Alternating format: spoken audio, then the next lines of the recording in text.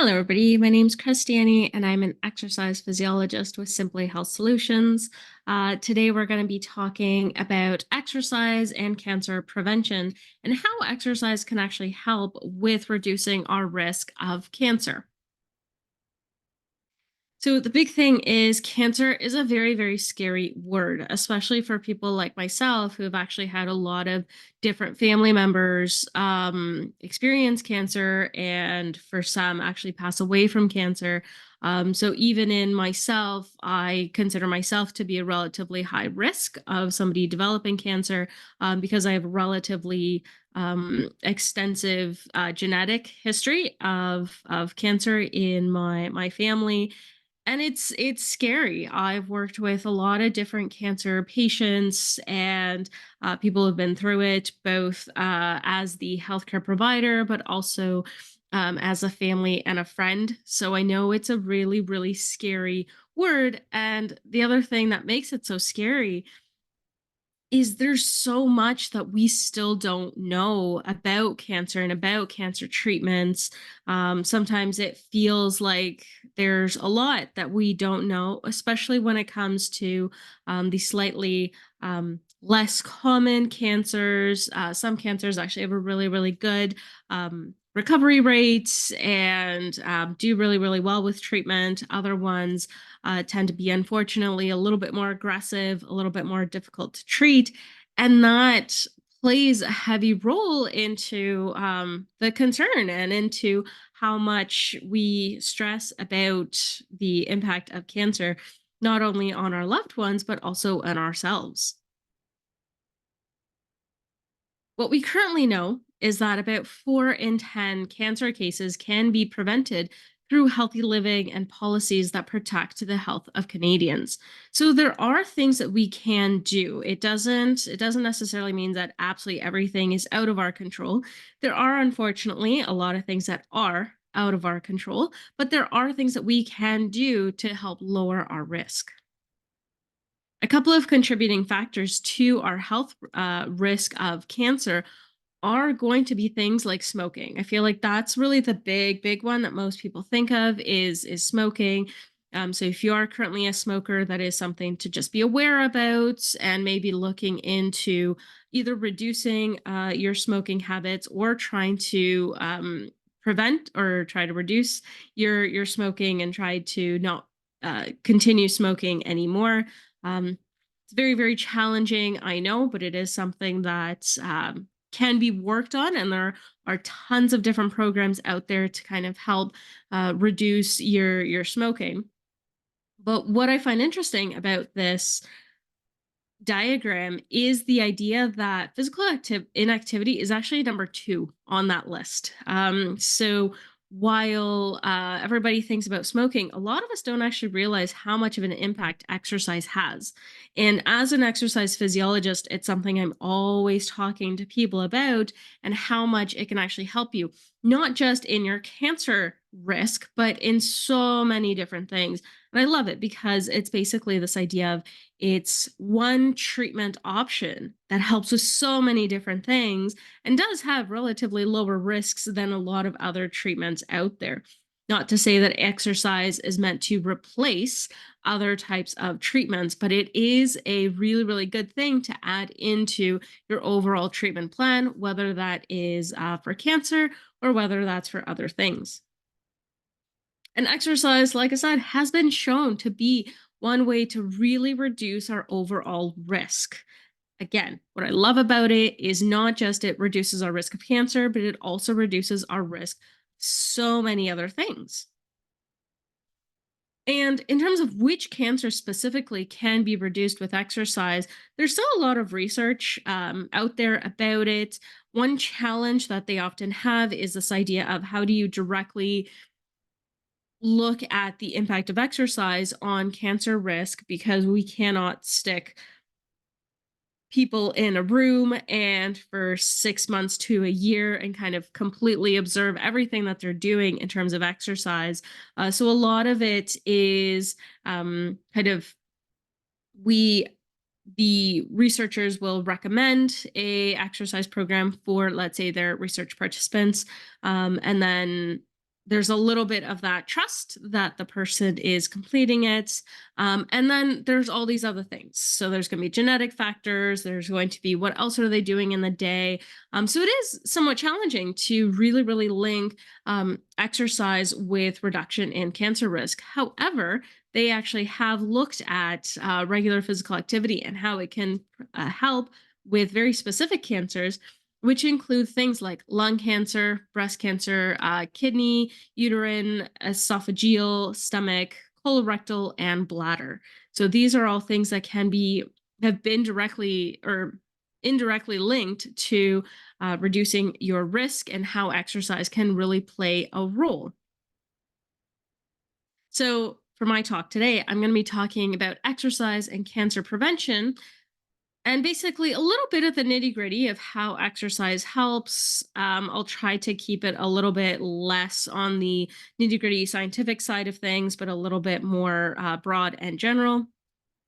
Some movement guidelines to help you kind of figure out what are some things you want to achieve and what are some things you want to strive for, and a few ways on how to get started, because I know it's really, really challenging to have a really busy day. You're kind of doing all these things throughout your day. It's hard to figure out, how do I sneak exercise into my already very busy lifestyle? So, in terms of how exercise can help, one thing that they've seen is that exercise can actually be really helpful to help regulate our hormones. And it helps to just make sure that the body is running smoothly. One thing in particular is just this idea of, it helps to reduce the risk of, let's say, the bad cells or the potential cancer cells popping up, but it also helps improve the likelihood that your body's going to catch those cancer cells and actually cause them to undergo kind of a self destruction mode, and to make sure that those cancer cells don't grow to something much, much bigger.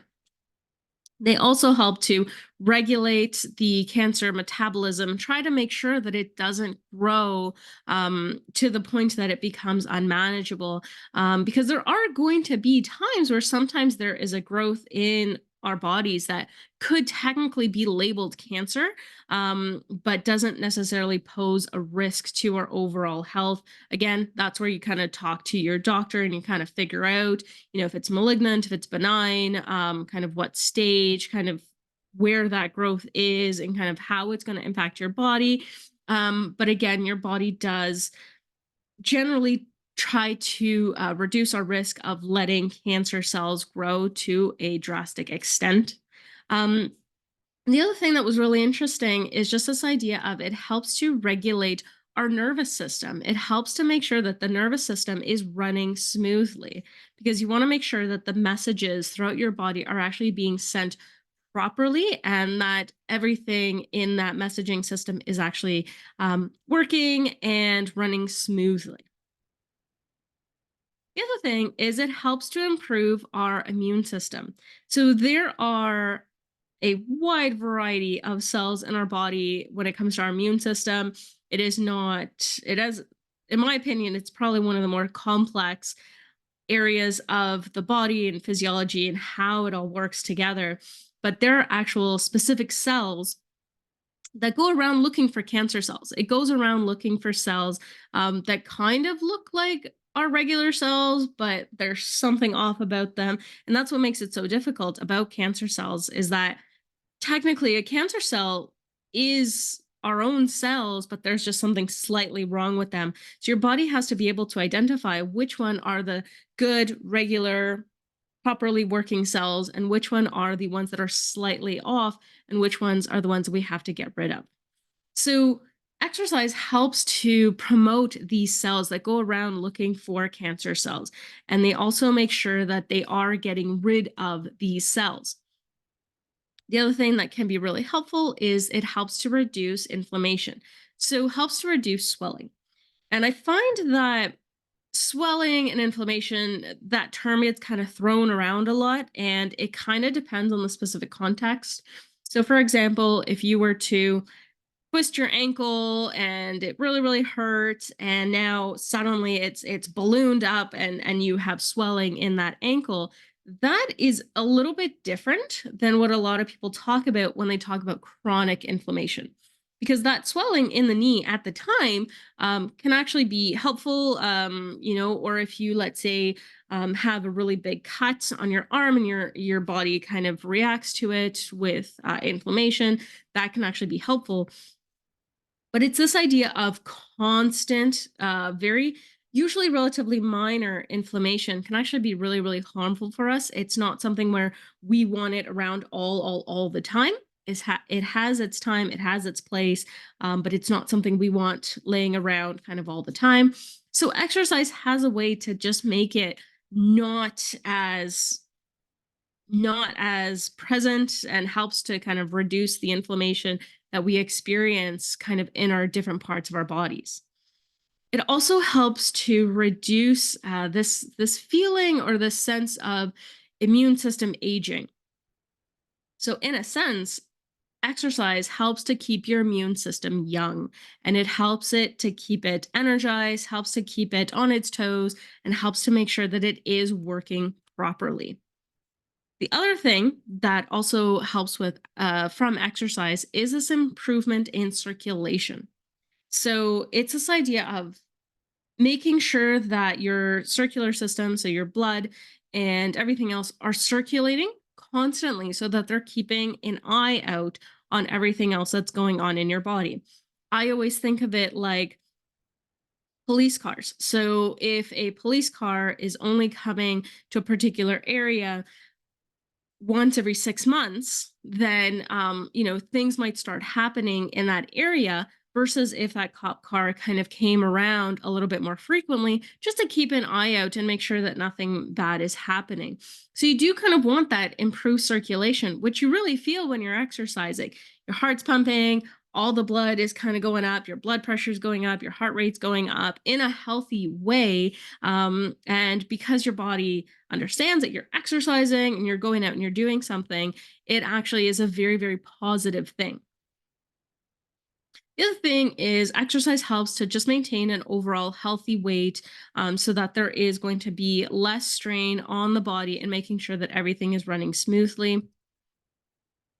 And the other big, big, big thing is reducing what we call sedentary time. So, this idea of how much time do we sit around watching TV, on our computers, on our phones? How much time are we spending just sitting and not moving? I always say your body was made to move. It's not something where we should focus on exercise for 30 minutes a day and who cares what we're doing for the rest of our day. You do want to try to incorporate exercise throughout your day so that you're not sitting for prolonged periods of time. So that's where exercise can also be really really helpful, is it keeps the body in motion. And that's actually why I really like the CSEP, so the Canadian Society for Exercise Physiology. I really like their newest exercise guidelines, because in the past, we talked a lot about, you want to have 150 minutes of exercise per week, and you want to have like these many minutes of this and this many minutes of that.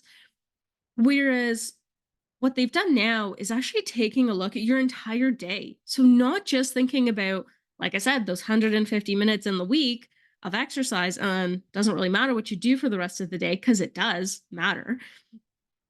So, it's this idea of, are we staying active kind of throughout our day? Are we doing a little bit of light physical activity? Does not have to be much. Can be a light walk, can be just maybe going up and down a flight of stairs a couple of times a day.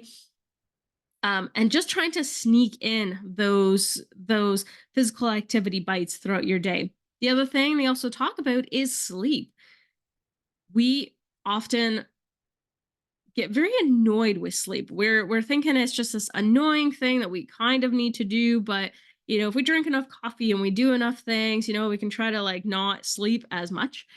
But sleep is actually really, really important for your overall mental health, for your physical health. It's just a very, very important part of your day. So you really want to make sure you're getting good quality sleep when you are going to bed.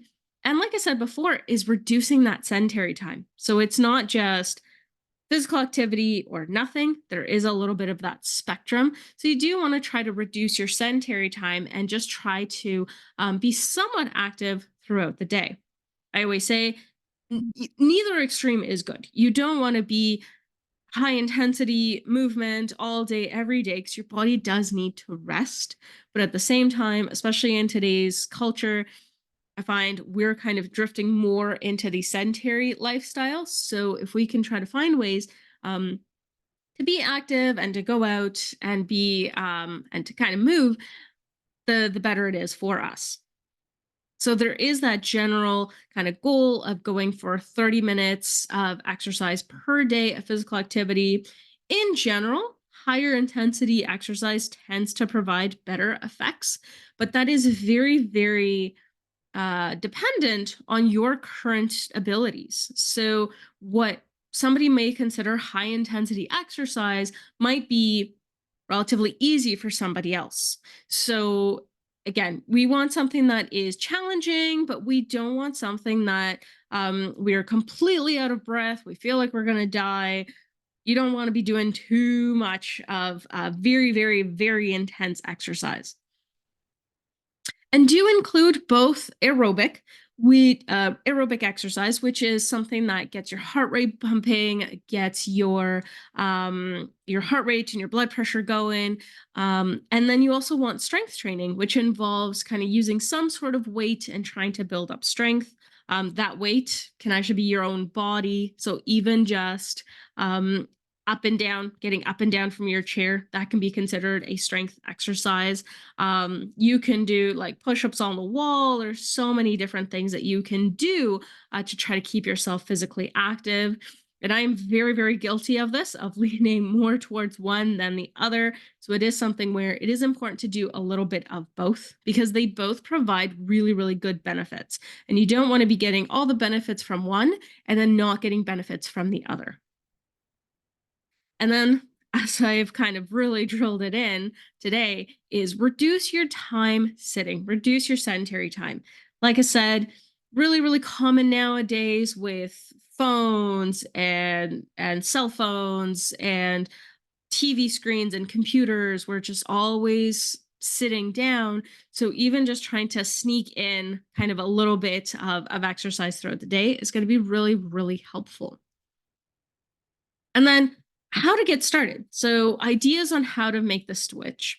What I like to do is think about your overall day. Think about what it is that you're currently doing in your day to day lives. And are there ways that you can just sneak in exercise throughout those days? So, if you're thinking about are there times where you go for a short drive when maybe you can switch that out for a walk? So I know a lot of times some people they like to go for a drive to just kind of clear their heads and just kind of have some alone time, but maybe go for a walk instead. Again, kind of depends on your goals because I don't expect people to be walking for 3 hours a day if you're trying to get somewhere. But again, trying to figure out are there ways that you can kind of get a little bit more exercise. One thing that I really do love about living in or having lived in a big city like Toronto is the TTC, so the bus system or the public transit system, because using public transit, you tend to be way more active than somebody who's in a car. I find that now because I do drive for the majority of my transportation, the time I spend being physically active in my commuting is actually much, much less. Whereas right now it's, I leave my home, get in my car, and then drive to my location and then get out of the car and then go wherever I'm going. Versus when you're using the bus system, you are getting out of your house, maybe you're walking, even if, I mean, unless you're really, really lucky and you've got a bus stop right in front of your house, chances are you'd have to walk a little bit. And then when you get to your destination, again, you're walking a little bit and maybe you're switching buses. So again, you're getting a little bit of walking. And then maybe you're on the bus and it's crowded. So you got to stand for a little bit. So again, all these little things that you can do to just kind of sneak in exercise throughout the day. If you find yourself sitting a lot, are there ways that you can kind of do those things in standing instead? One thing I try to do is when I'm doing some meal prepping or cooking, sometimes I will be sitting and doing my meal prepping, but most of the time I'll actually be standing at the counter and doing my meal prepping because then that's just a way that I can include physical activity in that particular moment. And the other thing is, yeah, if you're watching TV, computer, cell phones, are there ways that you can either fully replace that with something active, or is there a way that you can almost modify it so that you are being just more active? So maybe instead of listening to something while sitting on the couch, is there a way that you can maybe listen to something on your headphones and maybe go for a nice little walk? So maybe grab an audiobook, which I'm a big, big fan of, and taking a walk around the block, especially right now with the weather being pretty good. Um, just trying to incorporate that exercise throughout the day. And the thing is, there's so many ways to get active. It's not just I go to the gym or go to a group class or using an exercise mat. There's so many different things that you can do, from things like weightlifting. You can join a group class. Swimming is a fantastic exercise that you can do as long as you're safe for it. And then, as I always mention, when you do want to get physically active, especially if this is brand new to you, you do want to just check with your doctor. You do want to make sure that, especially if you have any sort of underlying health conditions, such as if you're going through a cancer treatment or if you're at risk, again, just kind of talking to your doctor and just making sure that you are staying safe, and that you are maybe even seeking out an exercise physiologist, kinesiologist, somebody who is an expert in the field, to just kind of give you guidelines and just kind of give you an understanding of what are some things you should keep an eye out for. And then when it comes to cancer risk and trying to reduce our risk, there are going to be other ways that you can reduce your risk. That's going to be things like including smoking. So, again, that tends to be the big one that most people think of. But even there's the underrated stuff like using sunblock. So again, especially now with the weather getting better, everybody wanting to be outside, using sunscreen, because it is one way that you can really reduce your risk of cancer. Stress management, you'd be surprised how much stress can actually play a role in your risk of cancer. So it is trying to just manage your stress within your life. Obviously, everybody has different stresses in their life, and there are going to be things that you can do and things that you can like reduce and remove certain stresses in your life, and then there are going to be certain things that you really can't do anything about. You can't really remove that stress in your life, but there are ways to maybe talk about it with somebody. Maybe even if it's really, really bothering you, talk about it with a professional, and maybe figure out if there are ways to kind of, maybe you're still in that situation, but are there ways that you can still have it not impact you as much on your physical and your mental health? The other big thing, nutrition. Nutrition is absolutely huge. You really do want to make sure that you are staying healthy and then you are eating healthy, because things like processed foods tend to be uh, tend to cause that inflammation, tend to promote that inflammation, and that is going to impact your risk of cancer. So, in terms of nutrition, there are going to be things that maybe you want to keep an eye out for. And there are going to be things that you can do even while being budget friendly. Because sometimes people think of good nutrition, they think of going to Whole Foods and buying really expensive fruits and vegetables, and just thinking about, I really can't afford all of those expensive things, but there are little things that you can do, little replacements, and slowly kind of work your way to just a better nutrition. And then lastly, just keeping an eye on your alcohol intake. Again, that is going to be something that can increase your risk of cancer. So again, you just want to make sure you're drinking in moderation, or for some people, they've chosen to not even drink at all. So again, it's kind of a personal preference, but even just managing or drinking in moderation can be really, really helpful. And there are going to be ways that, like I said, you can be physically active. And just this idea of physical inactivity is actually a really, really big problem in Canada and in kind of the Western world in general. 7 out of 10 Canadians are not active enough. Physical activity does tend to decrease your cancer risk. Um, they estimate that about 11,600 new cancer cases are due to physical inactivity, and that is really significant.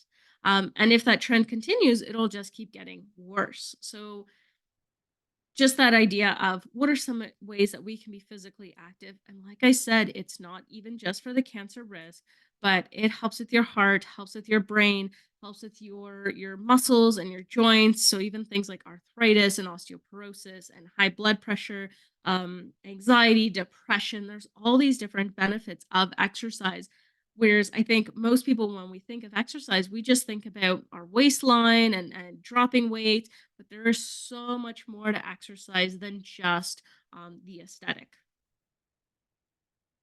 If you currently are a cancer patient or a cancer survivor, and you live in the Toronto area, there is a program known as Wellspring that you could reach out to and connect with for a cancer exercise program specifically meant for cancer patients and cancer survivors. And they do have an online version for people who might not be in the direct Toronto area. If you do have very, very specific questions, you're kind of trying to figure out kind of how can I get started? What are some questions I should be asking my doctor? Where can I kind of get started? Feel free to email me and reach out. We can always book a virtual appointment. And just talk about these things and figure out what are some ways that you can get started. You'd be really surprised at what are things available, maybe just within your own community.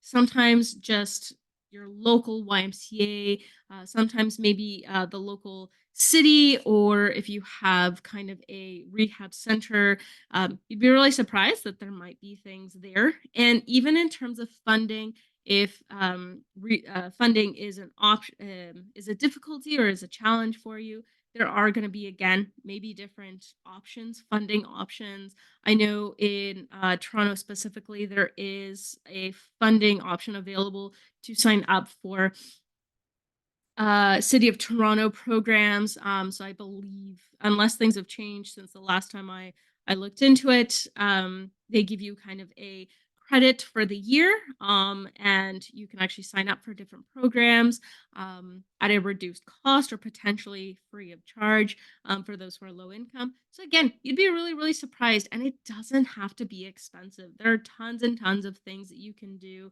to be physically active that doesn't even have to cost you anything. Even something as simple as if you don't live on the 60th floor of your building, maybe if you live on the second floor of your apartment building, maybe trying to use the stairs a little bit throughout your day. And the other thing that I also like that was mentioned by a in a doctor's presentation a long time ago, he talked about how even if you live on the 60th floor of your apartment building, maybe only taking the elevator up to a certain level, and then again, maybe just taking the elevator up to a certain level. And then, kind of splitting the difference and kind of using the elevator, but also using the stairs.